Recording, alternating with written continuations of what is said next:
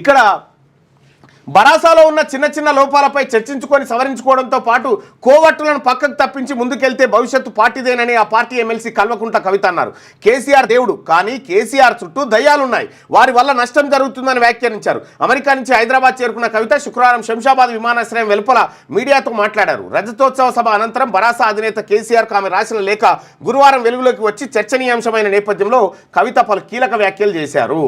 ఏమేం వ్యాఖ్యలు చేసిరా ఆమె అనేది ఒకసారి చూస్తే 6వ పేజీలో ఇది కాదు కదా, బరాసాలో కోట్లు నా కుమారుడి గ్రాడ్యుయేషన్ కార్యక్రమానికి వెళ్ళిన తర్వాత లేఖ లీక్ అయి హంగామా జరిగినట్టు తెలిసింది. 2 వారాల క్రితం నేను కేసీఆర్కు లేఖ రాశా. గతంలో కూడా లేఖల ద్వారా కేసీఆర్కు అనేక సార్లు అభిప్రాయాలు చెప్పా. నాపై కుట్రలు కుతంత్రాలు జరుగుతున్నాయని ఇటీవలే చెప్పా. ఇప్పుడు లేఖ బహిర్గతం అవడంతో ఏం జరుగుతున్నదోనని పార్టీలో ఉన్న అందరం ఆలోచించుకోవాల్సిన అవసరం ఏర్పడింది. పార్టీలో అన్ని స్థాయిల్లో ఉన్న వారు దాదాపు సగం తెలంగాణ ప్రజలు అనుకుంటున్న విషయాలే నేను లేఖలో చెప్పా.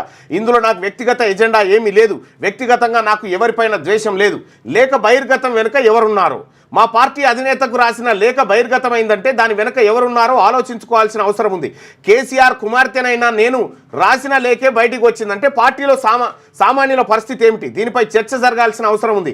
నేను కేసీఆర్కు లేఖ ద్వారా వ్యక్తపరిచిన అభిప్రాయాల్లో ప్రత్యేకత ఏమీ లేదు. అది బహిర్గతం కావడం బాధాకరం. లేఖ బయటకు రావడంతో భాజపా కాంగ్రెస్ పార్టీలు కోతి కొబ్బరి చిప్ప దొరికినట్టు సంబరపడుతున్నాయి. బరాసా ఆగమైనట్లు ఆ పార్టీల నాయకులు మాట్లాడుతున్నారు. మా నాయకుడు కేసీఆరే, ఆయన నాయకత్వంలో తెలంగాణ బాగుపడుతుంది, పార్టీ కూడా ముందుకెళ్తుంది. కాంగ్రెస్ భాజపాలు విఫలమయ్యాయి, వాటికి కేసీఆర్ నాయకత్వమే ప్రత్యామ్నాయం అని కవిత పేర్కొన్నారు. కవితకు స్వాగతం పలికేందుకు అభిమానులు పెద్ద ఎత్తున తరలి వచ్చినా ఎవరు గులాబీ కండువాలు వేసుకోలేదు.